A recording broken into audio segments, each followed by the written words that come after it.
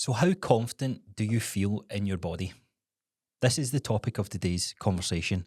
And what we're actually going to get into in today's topic is how to feel more confident even on the bad days. Because guess what? Being a human being, no matter who you see in social media, no matter how quote unquote fit someone's looks or the aesthetics of someone, everyone has these days where they're not really feeling themselves. And to paint the picture, you've probably put on a piece of clothing or you look in front of the mirror, and for whatever reason, it's so hard to explain why this happens, but it just does. And what you see looking back in that mirror hasn't necessarily changed from the night before, but you just start to go into this internal judgment. Now, when you look at data around how many people are affected or how many people are confident in their own skin and their own body image, the data is it's quite alarming, to be frank.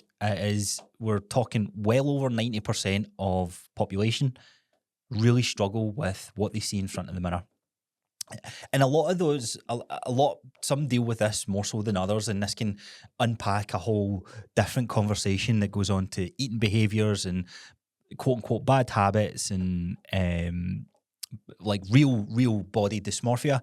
But what I want to talk about in today's episode is how do you get more confident in your body image? I threw up a poll a couple of weeks ago, it was just last week actually, getting the feelers out on what is the kind of split for people who follow me on Instagram. I got quite a lot of response, so we're going to unpack that. I'm going to dive into that today. But for whatever reason, as I said, you look in front of that mirror and what you see looking back at you doesn't necessarily change from day to day, but what does change is how you view yourself. This is a very subjective outlook, right? Nothing's changed. There's no objective markers changed. You've physically not gained any weight. Nothing's objectively changed in that mirror. But what you see looking back at you, the chemistry in your brain and how you speak to yourself and how you respond to yourself is often met with, don't like how I'm looking. That's not. I really don't like that part of my body, or whatever it is. Right? You start to pick your body apart. So there is body shame, there is the comparison, and there's just the tired of just trying everything, but nothing seems to be working. So this is, as I said, very complex topic to get into. But today's message is really for those of you who are stuck in that cycle, right? And even for some of you who maybe have, I wouldn't say solved, because I don't think we ever truly solve it, but have a better grasp on how you view yourself. I think this is an important conversation to have, because we do need to kind of meet this with, right, okay, what is the information I'm putting out online? Because there's a big social part of this that is very, very hard to change, but the only way we can change it is by starting with you, okay? So that's exactly what we're going to do. Cooper is just sat at my feet, chewing on a bone. So if you can hear that in the background, I'm going to keep a close eye on this. So my rhythm might be thrown, but yeah, anyway. So let's get into this.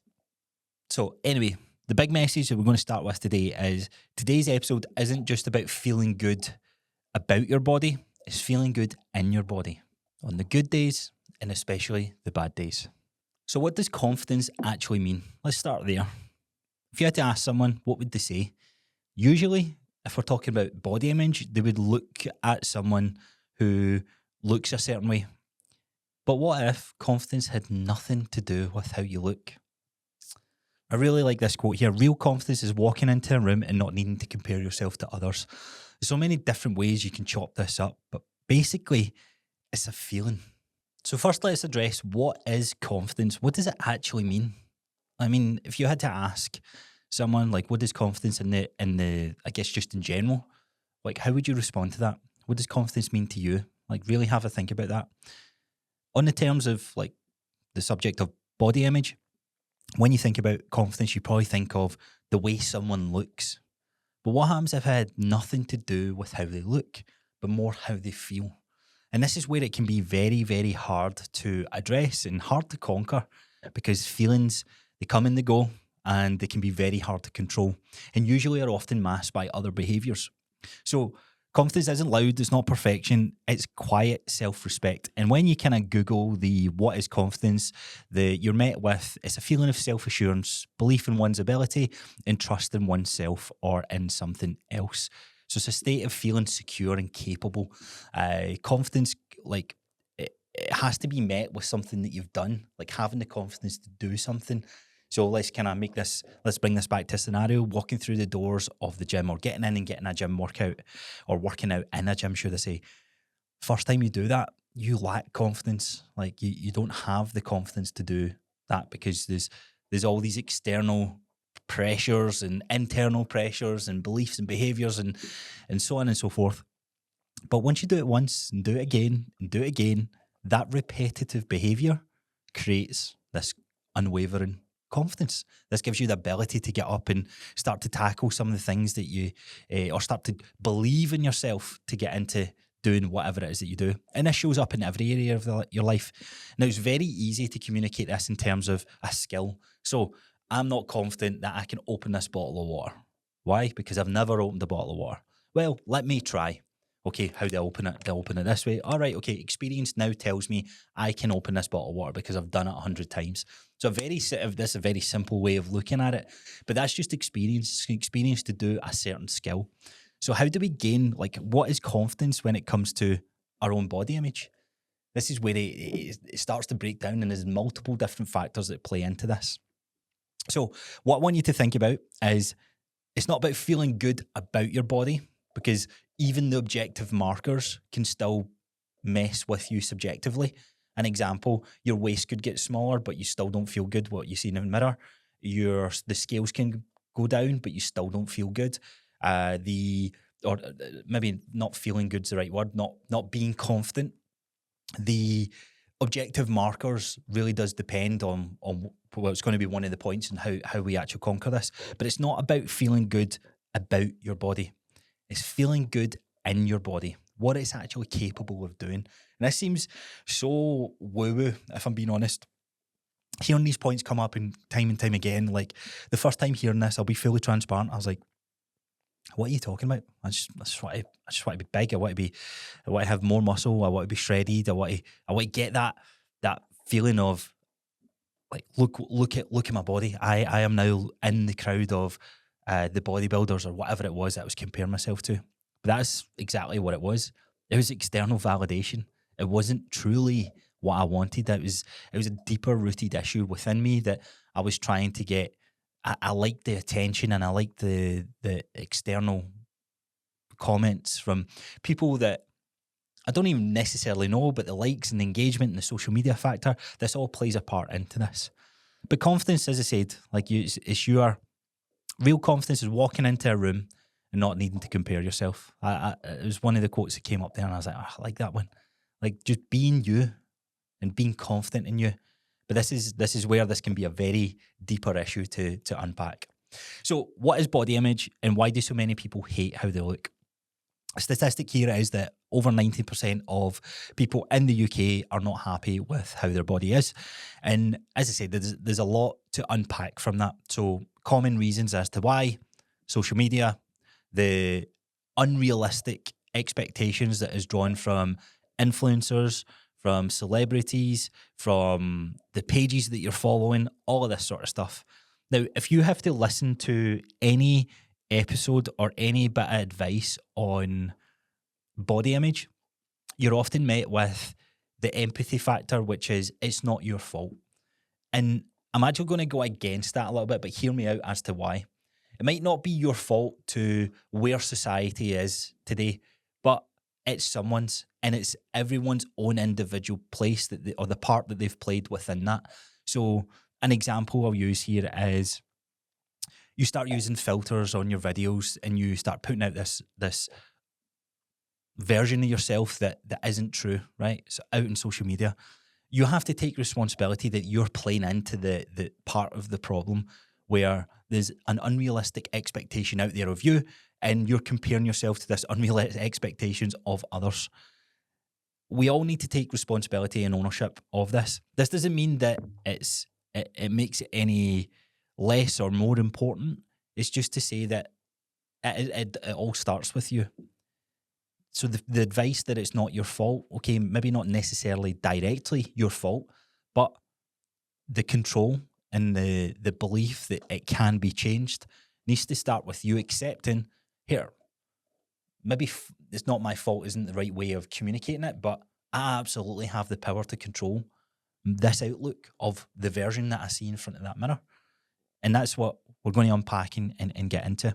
So why do so many people hear it? Well, it can be influenced by one comment that was said to you when you were 7 years old, and it's just ingrained into your memory.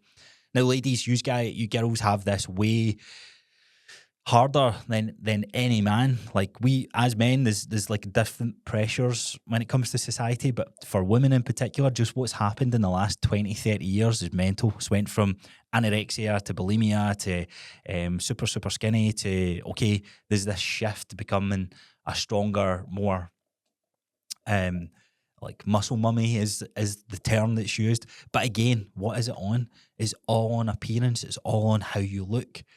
And as I said, confidence isn't how you look. It's the feeling in your body and what it does. And that's what we'll get into in a wee bit more. So it can be the comment. It can be the, oh wow, look, you've put on a bit of weight. Oh, you're looking great. You're looking great. You're looking great. It's all fixated at the forefront of your mind. It's all about looks. It can be trauma. It can be a friend. It can be a parent. It can be just the culture. But more importantly, it probably comes from the social media part. This is the biggest one. So the hard truth about social media here is that it's warping our reality, right? There's no doubt about it. There is apps that were like way ahead of their time just 5-10 years ago, like face tuning, I believe it was called. And this is where you could smooth out your skin, make your waist smaller, give yourself a jawline. And you can see it a mile away now. But back then, it was undetected to the common eye. So this is a conversation that's happening a lot more now, which I think it's worth having. And I'm not saying this to judge or put shame on any of you guys that have maybe done this, but you're warped into this reality when it comes to social media. Why? Because you're following your friends, or maybe you're following an influencer that you like. I was like, I want to do what they're doing. And you start comparing yourself to their life, and you think that if I get all these likes and all this attention, and if I get this validation, I will be worthy. Well, guess what? You won't. It's not gonna solve it. And a way to hit this point home is there's probably a lot of you guys listening where you have had a weight in mind, or had a dress size, or had a body measurement that you wanted to hit, and when you hit it, you almost don't believe it, because you're like, oh my God, I wanted to get to 90 kilos. I'm 90 kilos now, but what's going on here?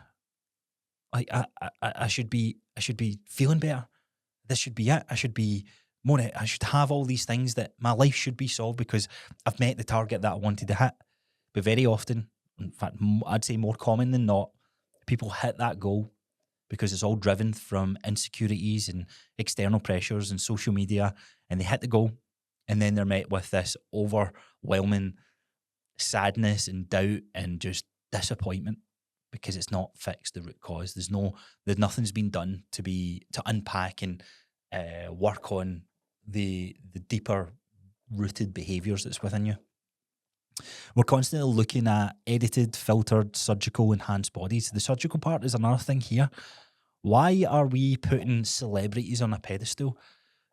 I mean, on one hand, I almost feel bad for celebrities because they get into this world of acting, singing, whatever it is, right?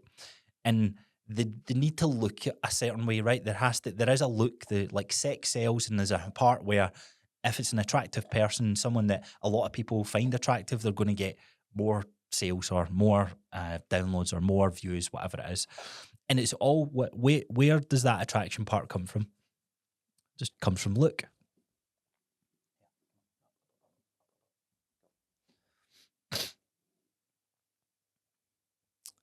It comes from how they look. Now, attractiveness, absolutely, there is a part of a quality that when you look at someone, you are looking at how their attractive qualities that you find desirable. But another part of attractiveness is the personality, how they act, their mannerisms, all these sorts of stuff play into the mix. But when it comes to actors, all people care about is their acting ability, yes, but how they look. And what happens as we age? Well, things start to change. And celebrities are very commonly known for enhancing their bodies through whether it's steroids, whether it's more commonly like physical procedures. And it's the constant drive of, I need to be attractive. I need to look away. I need to look a certain way. BBLs, that's another thing that's on the rise. So again, why?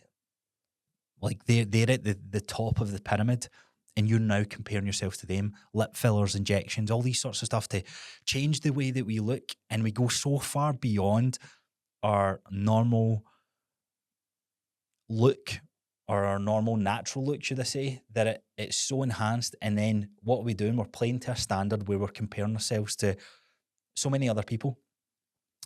And standard's an important one, right? Because there's almost no standard, or there shouldn't be a standard. Like, we're all unique. We all have our own quirks and things like that is often like usually one of our flaws or one of our insecurities, but it's what makes us who we are. And we get this judgment because we're chasing perfection, but life's not perfect. You'll never, ever seek perfection. There's usually no transparency with this at all. There's usually, it's just hidden, and you believe, whether you're gullible, I guess there's the part where you are gullible if you don't believe that this is how someone naturally looks, but you comment on it straight away. We often jump to the conclusions like, oh man, they look amazing. Yeah, they've just spent £60,000 reconstructing their face. Or they've, like, why are we commenting saying that that's a good thing to do instead of accepting the beauty that's all within us? And that's another thing as well. Like, we all are, as cringy and cheesy as this sounds, we all are beautiful in our own way. And we can't please everyone. So you're never, some people might find you attractive, some people might not, but here, who cares? Like, there will be people out there. There's enough people in this world that if it's attraction and seeking a partner, then that can come from looking a certain way, but it comes from way more other qualities than that. Like, you often see like two people that have hooked up, and celebrities is a better one, like two attractive people who have connected but never last. Why? Because personality is what sparks the chemistry. The things that they do together, the conversations that they have, the people who they are behind the look is what keeps the partner. Okay, so just bear that in mind as we go through this.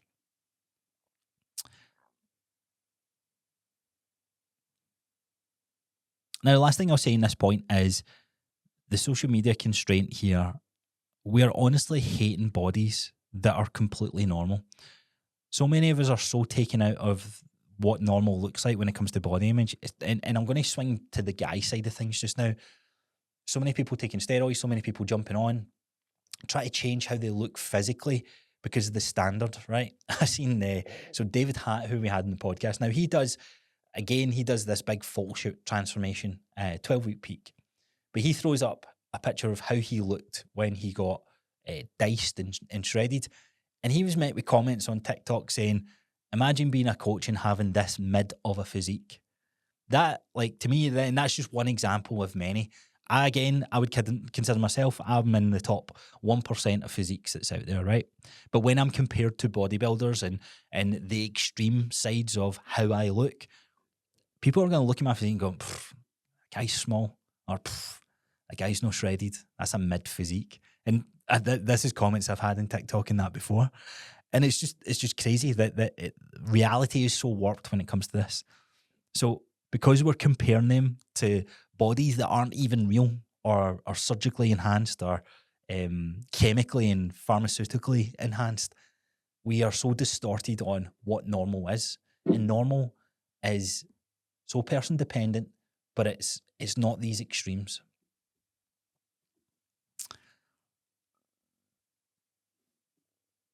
Now, there is like categories of people that I want you to really consider, because the very first step in this journey of conquering how confident you feel in your body image starts with what you consume on social media. So this is your first piece of advice.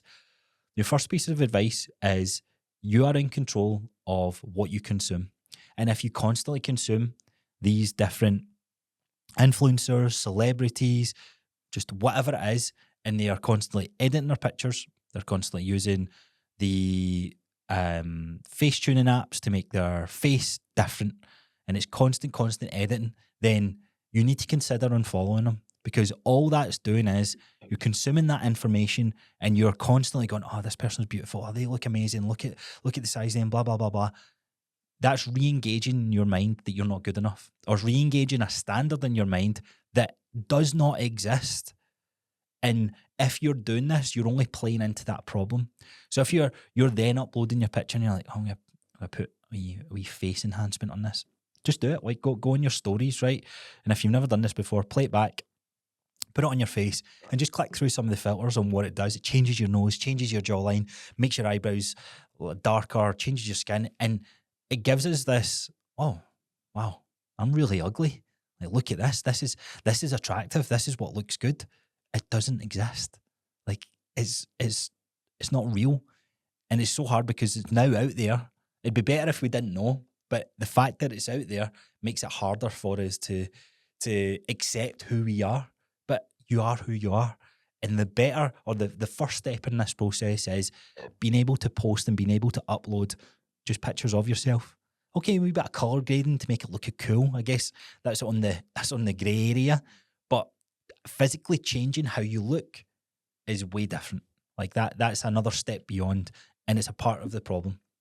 So the top 5 people who seem confident but actually struggle in silence, we need to have a look. We generally need to break this down. So there's people that you're going to idolize. There's ones who look like they've got it all together, and it's almost the people that you're chasing to try and look like. Number 1 on this list is bodybuilders, right? Whether it's the bikini competitors or whether it's the big jacked guys, right? This applies to women, applies both to men. The perfection of subjectively how they look on stage, shredded, is not a healthy goal. It's not a goal that most of us should consider. Now, bodybuilding as a sport is very interesting to me because it's what got me into this. And I would never change it for the world. And I know it can be a bit, oh, you're sitting on your high horse here, kind of talking about it, but look what you've done. There's more harm coming out of bodybuilding than good. And that is my opinion. And I'm going to have an amazing conversations with future guests to come on the episode to talk about this subject. But the whole perfection of every day checking picture, every day, how's my body? How's my body? How's my body? Your whole self-worth is then tied to how your body is, right? And that's the art of the game. And I could say this for any sport, right? This is the same for gymnastics. This is the same for football. This is the same for top level elite 15 high roxers. The obsession of this is the only thing that I need to do because I want to be the top of my sport is the unhealthy obsession. And that's where it can play into a lack of confidence. You could be the 4th best in the world at something, but you don't have confidence in yourself because you're not the best. You see what I mean? So the goal of being the best or always looking a certain way, we need to break and shift that and kind of condense that down. You're never satisfied with how you look because it's like, okay, I won that show, right? What do I do next? How do I get better? Now, never satisfied seems to be this hustle culture just now, right? Like always hustling, never satisfied. Like, I need to take a bit of time and breathe. Like, oh man, you know what? I'm grateful that I went through that experience and I gave it my best. Like, I'm not saying that we don't have to keep making these improvements because this is the other part of this conversation. It's quite hard to like nail because you're going to hear one side of the conversation and then the other side and hopefully come away from it with a kind of non-biased view. So ripped on the outside, wrecked on the inside is what I would say for bodybuilders. Now, it can be done in a healthy manner. It can be done in a way that is healthier, but the reality, if you're pushing stage lean ready, particularly in women, is going to mess with you more hormonally in the later years of your life than you realise. Now, if we look at what is life, like we want to experience life, so there might be a part of you that's like, oh, but I want to experience that, and then cool, like do your thing. But we need to recognise that for who you're following your social media page, you're sitting there with family, you're sitting there with wanting the best from your health, wanting to be able to live a higher quality of life, comparing yourself to bodybuilders who are in this very 0.1% of society.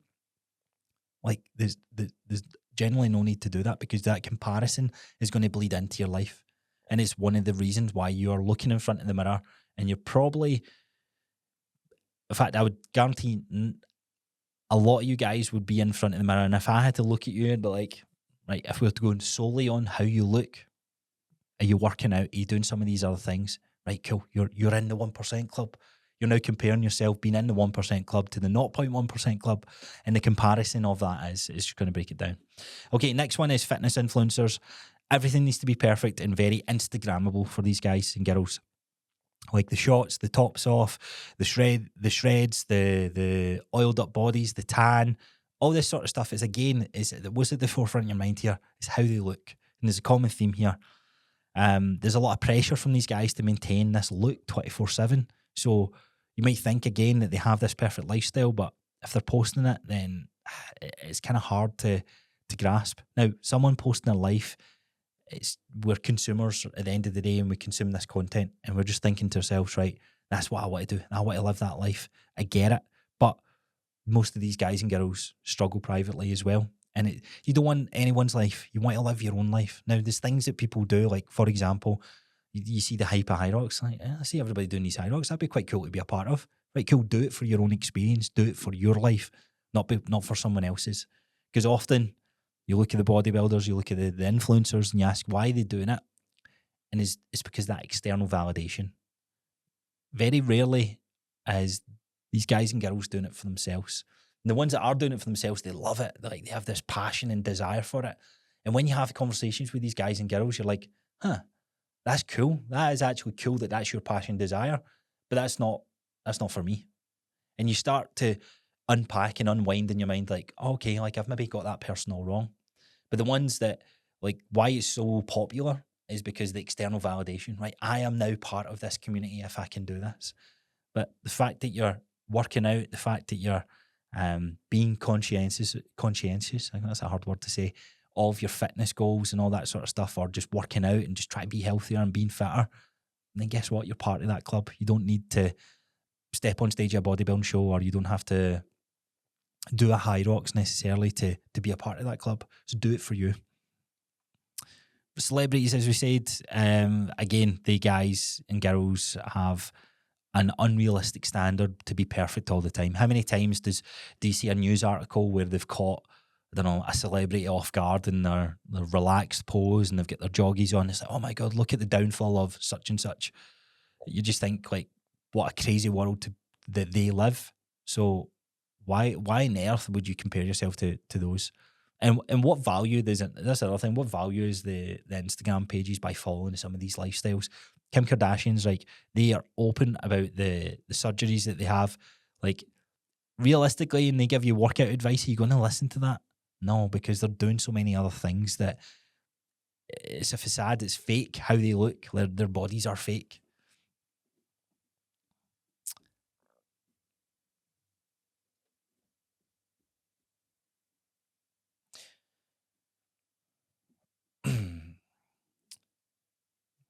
So, I want to share with you some results that threw up in a poll the other day.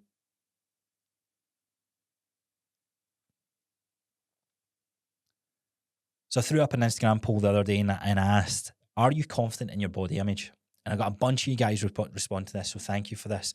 Now, interestingly enough, if I go solely on the people that I know who replied to this and how I looked at their Instagram and see how they are as people, right? And not how they are as people, how they look as people of Instagram, right?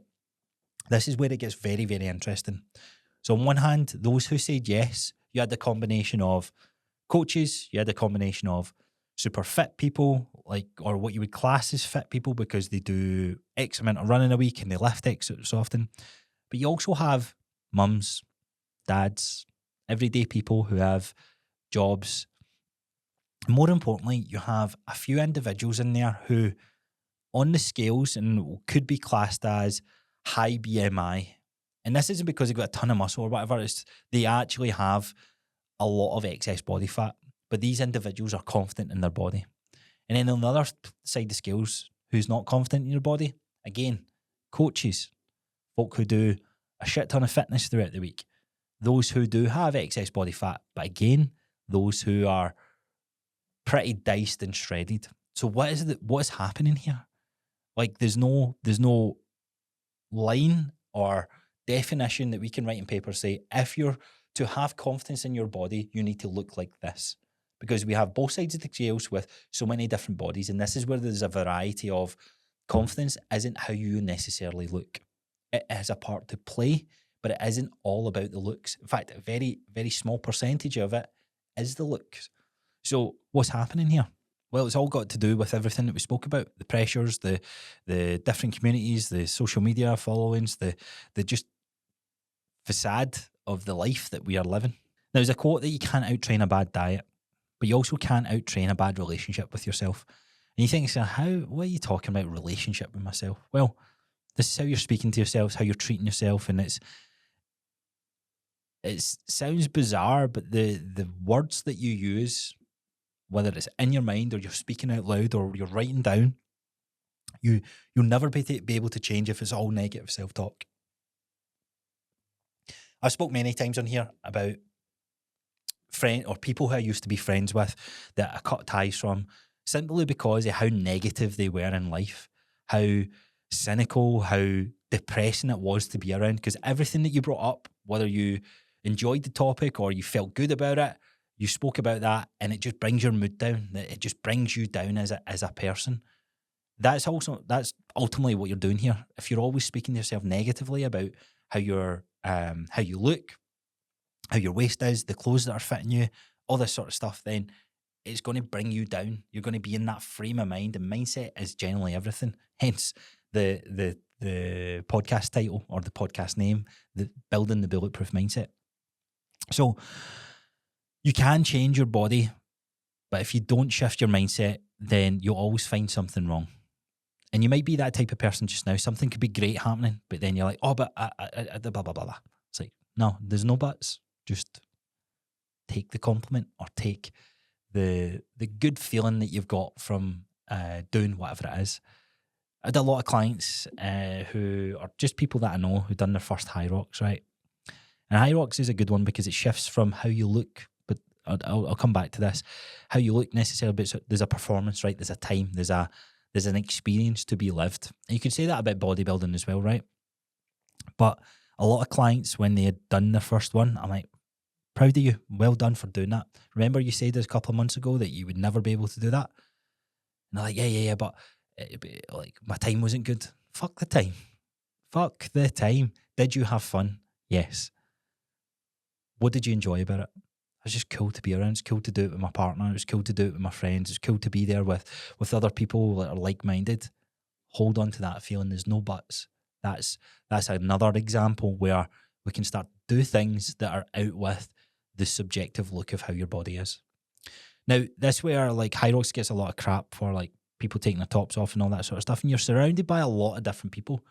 But going into that, it can be one of the frame of minds where you challenge yourself, where it's like, you're not going, oh, look at that guy, and I feel I'm now insecure about myself. It's like, oh, fuck, look at that guy. Like, cool, look at their physique. They're 6'4", you're 5'11", if you want to compare yourself to me. 5'10"? Nah, I'm 6 foot, right? Basically 6 foot if I wear chunky heels or chunky shoes. Heels. That's only for the weekends. You can't change your height. You can't change the genetic part about you of how you are born. That the same goes for looks. But the one thing that gets so distorted in this is we have control over how much muscle we have, how much body fat we have. And look, see if you're working on that, you're fucking working on it. Like, stop going, look at them. Look, you'll never look like them. You'll never be like them. And instead of looking at it, it's like, wow, a lot of fit-looking people around here. I'm one of them. Imagine that. Like, why do you have to be the fittest or the biggest or whatever? Like, it's not about that. You're there for the experience. You're there to be a part of the community. And this can be a hard one for parents, right? So parents, or an easy point to hit home for parents is, imagine your kid turned to you and was speaking to themselves how you're speaking to yourself, or how you're judging yourself in these types of events. Imagine you take your daughter to gymnastics and she turns around and she's like, all those people look really good. All those people have such slim waists, or they're all like so toned. Number one, like if a 6-year-old said that to me, I'd be quite frightening. But imagine that was the conversation, How would you meet that conversation? And this is, again, as a parent, this can be very hard because your upbringing was a byproduct of how you were raised. The tweaks, the constant obsession, how you handle your food behaviors, etc. All comes from that. All comes from that. Man, like, I need to finish my dinner because I was told if I didn't finish my dinner, I can leave the table. Like, little things like that start to come up. So you have a big job on your shoulders to really monitor that, had those types of conversations. But if you start meeting those conversations with, well, it's not necessarily about what you're doing and how you look. It's like, how are you feeling? Can you do that? Can you work on that skill? You couldn't do that skill a couple of weeks ago. Now you can do that skill. Like, re-emphasizing the point of the skill component as opposed to the look component, because it's not necessarily. There's a part where they can go hand in hand, but it's not about the look. Right, so actually moving into the main part of this episode where we're talking about actual tips to overcome this, right? We've hit the point home, like why it's there in the first place, what's some of the things that we can start doing. So number one, obviously, as I said, unfollowing people on social media accounts. But actual tips to build confidence in your body, where does it start? For me, the goal has to be shifted from subjective how I look to objective how I'm moving.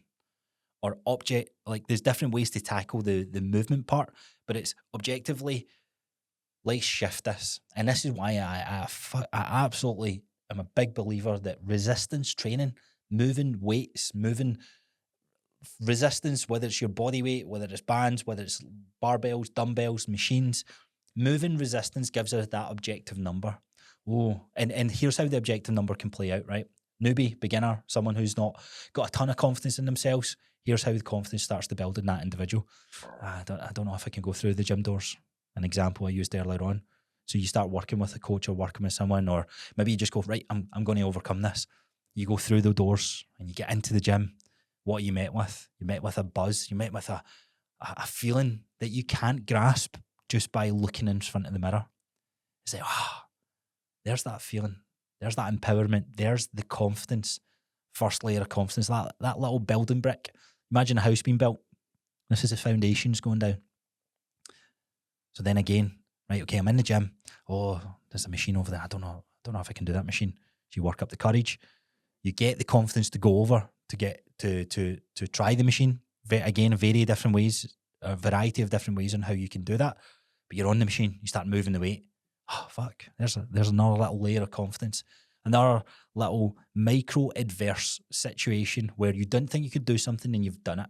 There's a layer of discipline, a layer of confidence, and a layer of self-belief in yourself. And then you start going, oh, I can never move that weight down there. And you're working through your program, you're working through your strength training, you're working through your resistance. The body's getting stronger, the body's adapting, and through that adaptation process, what's happening as a byproduct? I'm getting more confident. What else is a byproduct? Well, my body starts to change because I'm adding lean muscle mass. It's not about the subjective part. As I said, we've taken that away and we're just solely focusing on, right, let's get the body moving. What's some of the things that you'd love to be doing? Well, I just don't want to, I want to have more energy. Okay, we want to have a goal of building lean body mass. And through that process, obviously body fat will come down, but if we get you stronger, we can get more energy. Okay, what else? Oh, I've got a wee bit of discomfort in my lower back and my shoulder and some of these things. Right, let's break that down. How can we solve that? Okay, we know resistance training. We get those joints firing right and get the muscles and tendons that support those joints to be stronger. Then there's a good chance that we can reduce that pain. And we go through that process. You start working on all these other things that builds belief and it builds enjoyment and it builds a practice where the shift isn't how you look, the shift is how you are. Wow, I do have the power to control these things. I do have the ability to conquer some of these things that I just believed I could never do. And then eventually you're down this road.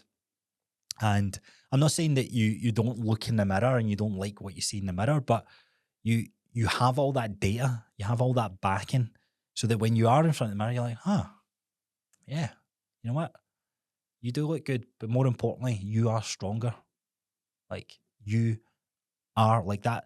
It's not even like, because it's very hard to explain this, because I went through this personally over so many years, and I look in the mirror and And I do look at myself and I think to myself, oh, it'd be cool if my shoulders were a wee bit bigger. That voice is always there in the back of my mind. But then I go back to, it's like, well, actually, you're overhead pressing 20 kilos more than you did 5 years ago. Like, remember when you said you would try and hit 90 kilo overhead press and you've done it? Like, it brings me back to the more objective markers. It brings me back to the data points where I'm like, yeah, I feel good. Actually, I feel good in my body because there's no aches and pains, or it's a different kind of aches and pains, should I say. So for me, the foundational pillar, the main thing that's going to have to warp all this around is going to be around the resistance, because there's no better way of creating adversity and having your body adapt in a way that's got nothing necessary. On the front of it, most people work out because they want to change how they look. But if you work out to believe better in yourself and how you move and all that sort of stuff, that stacks more wins than chasing the look. Because if you chase the look, what are you chasing? You're chasing the calories, you're chasing the burn, you're chasing this constant validation of, I'm putting in all this work and my body is not looking any different. Now, you do it the other way, you put in all this work and you get the reward of the feeling better, the stronger, the more energy. You put side-by-side version of you, even if you haven't changed necessarily how you look, but you have version one of you who is shown up for themselves and they're working out a couple of times throughout the week, they're moving weights that they haven't moved before, or they're doing exercises that they haven't done before.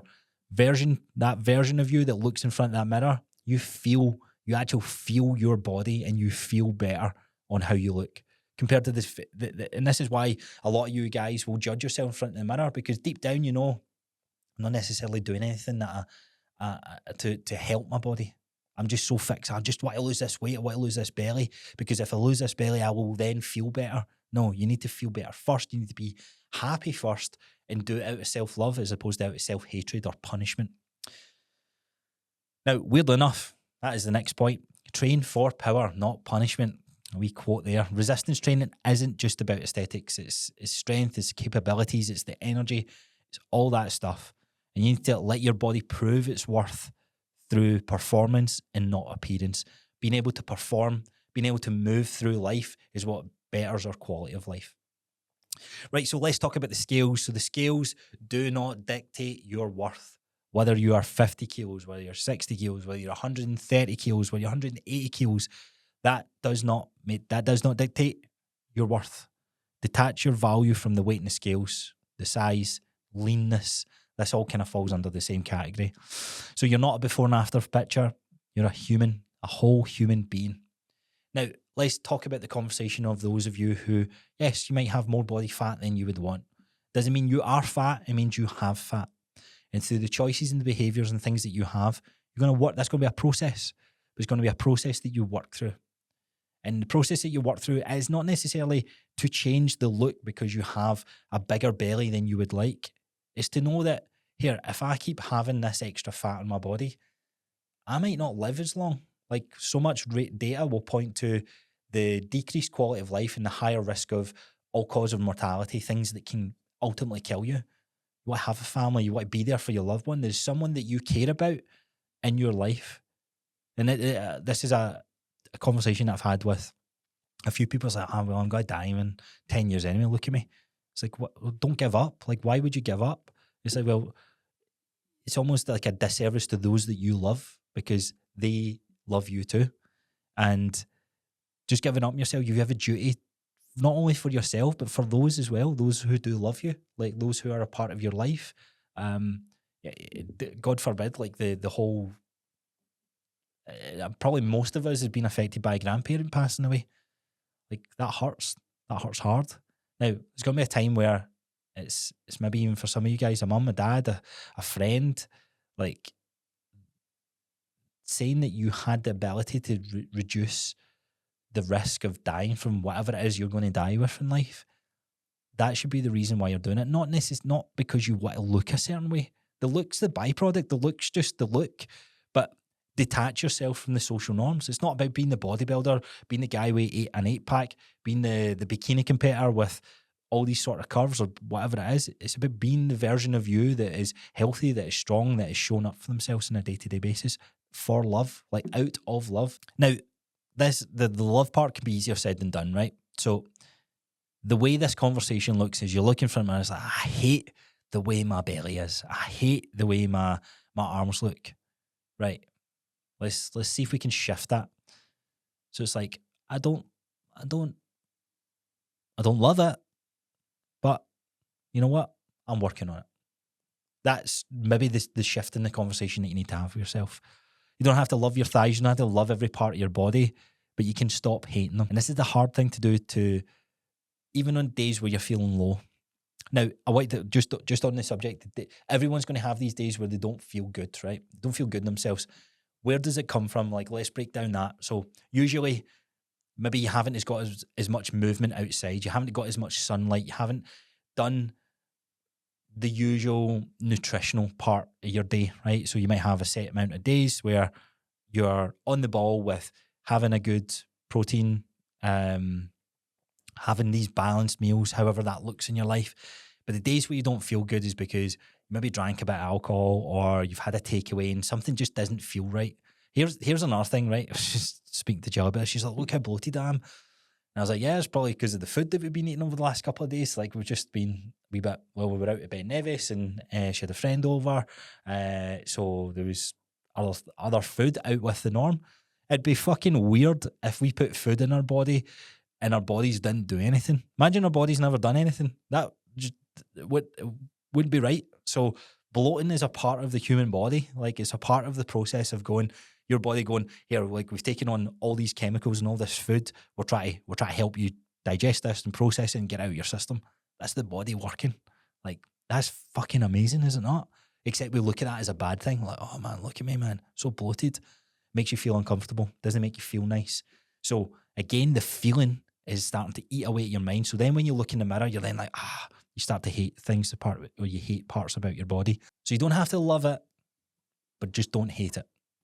Right, another one here is about clothing, right? So clothing is one that comes to the forefront of your minds, right? Your clothes are supposed to fit your body. Your body's not to fit the clothes.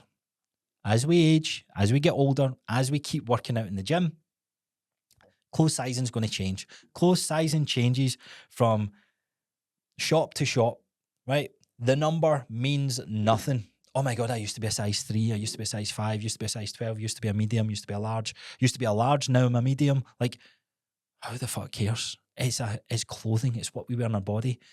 Pick clothes that makes you feel good, right? And now, again, the feeling good, where does that come from? I've not been going to the gym, so I'm going to wear black and baggy clothes to hide things. It's like, I know, like, we've all got our tricks of what we do to make ourselves feel better in the clothing. But that empowerment of why you do it, detach yourself from the size, detach yourself from the weight, detach yourself from the look. And this is a hard thing because look, obviously you wear clothes to look a certain way as well. But let go of clothes and dress in what supports who you are today, right? So if you're carrying a wee bit more mass than what you would normally do, then look, this is just a chapter of your life. You're going to wear clothes that fit. Oh, but the dress size is 2 sizes up. Like, I can't believe I'm that, right? Okay, you're not, but the choices that you made in life has led you to that. So the only way that we're going to reverse that is by making other choices, not out of hate, but out of love for yourself. So it's again reversing that process. Now, this one here, I'll be fully transparent and say that I've never really practiced this myself. The way that I overcame my own body insecurities was years of trial and error, right? This is a constant work in progress, and even to this day, it still creeps in. But what I have to remind myself is, if I've gained or if my body shape has changed, this has been a byproduct of other things changing in my behaviours, right? So on a day-to-day basis where I've maybe been a wee bit more relaxed and having more takeaways throughout the day, okay, my body shape's going to change.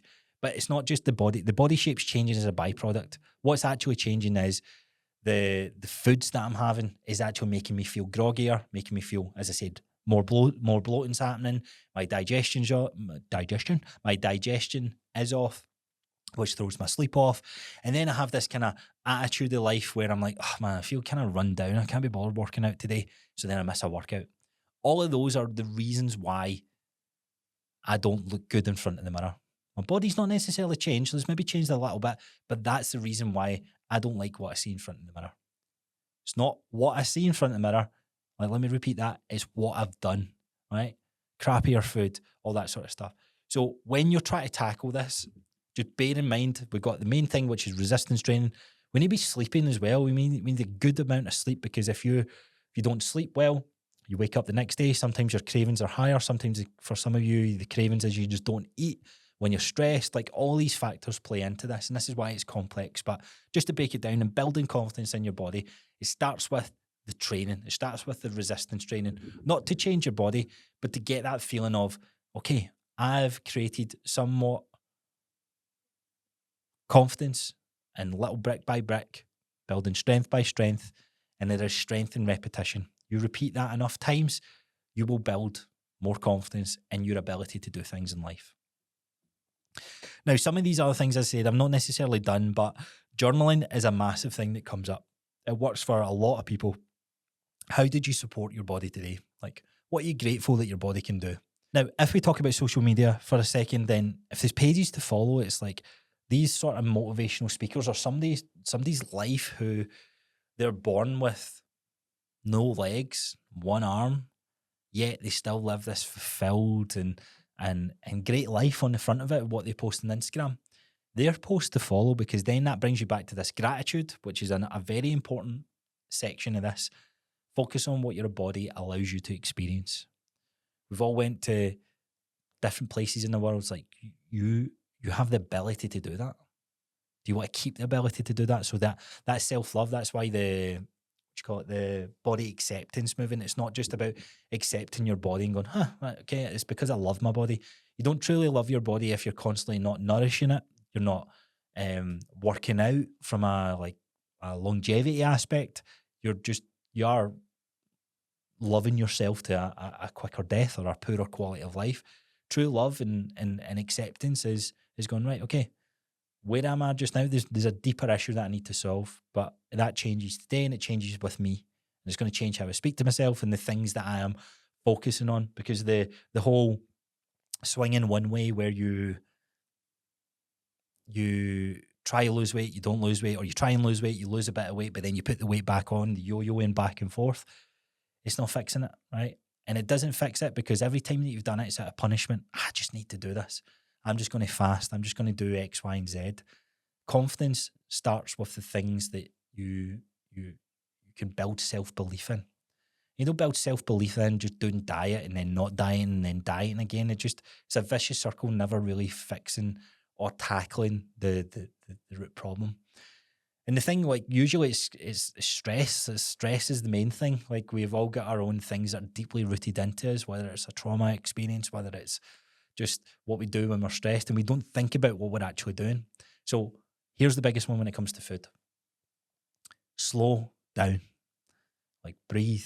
Enjoy the food for enjoying it. Nobody likes eating a whole cake. Nobody likes that feeling, but we all love the feeling of a slice. So it's creating that space. Oh man, like, I'm really enjoying this. And why you eat it so fast, and why you sneak about the house and eat it, it's because of what you done when you were a kid. It's because of how you were brought up. But you're not a kid anymore, right? And you need to fix this. You need to work on this. Not necessarily fix, like, just, it's a work in progress. Pay attention to that feeling. Journal about it. Write it down. Like, why did you eat all 4 bits of the cake there? Sometimes I know I'm going to eat something, and I'm like, I'm not going to like that feeling afterwards, but I eat it anyway. But what's going on in my life? I've had maybe an argument, or maybe I'm stressed with certain things going on in my life, or maybe something's happened that I'm not happy with. Well, that's why I'm doing that. So I'm going, right, okay, I just don't like that uncomfortable feeling. So I'm then meeting it with another feeling that I know I can mask it. Pleasure, right?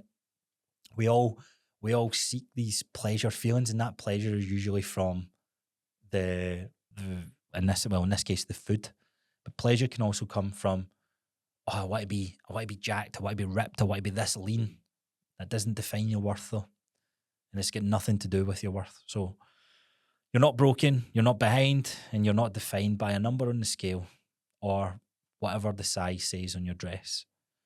Confidence is a practice. It's something that you're continuously working on, and it's through things that you know, like, give you that feeling back, that energy back, that gratification, the self-belief and the self-improvement, the working on yourself, prepping your meals, going out a walk, getting out in sunlight, doing an activity you want to do, and also listen to your body, because there's a part of this where a lot of you guys will be working out like fucking a lot, right?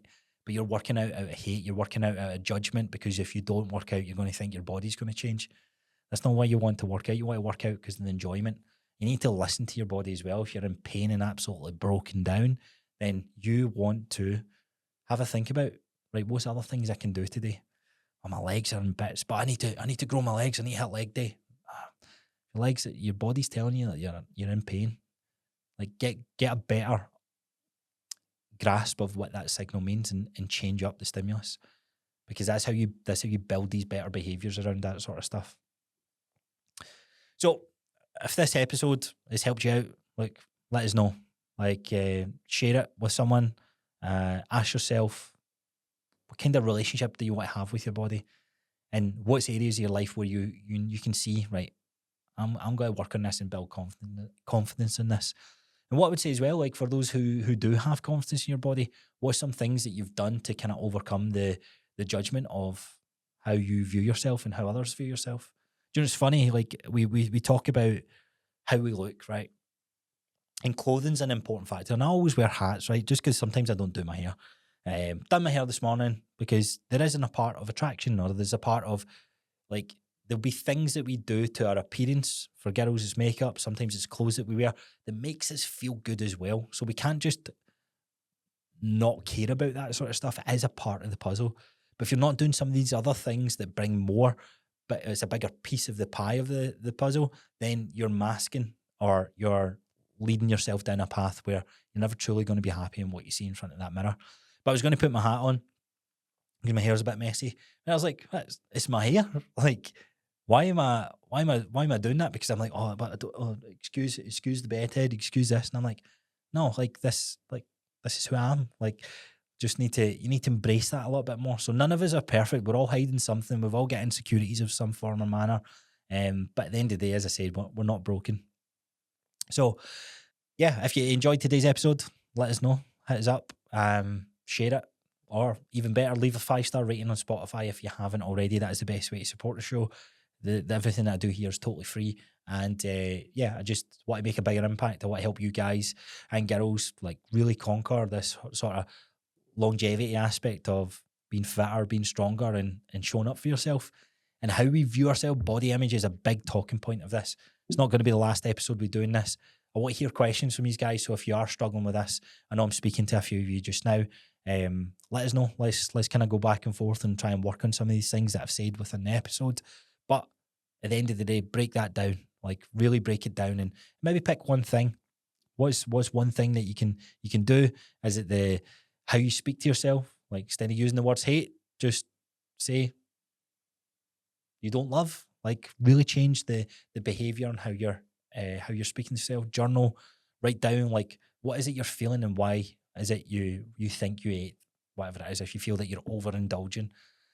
Body image is very complex, and there's psychologists and all that sort of stuff may have to intervene. But at the end of the day, this is where I'm a big believer it starts with the resistance training part, and properly resistance training, not going in to beat yourself up, but actually doing it out of love.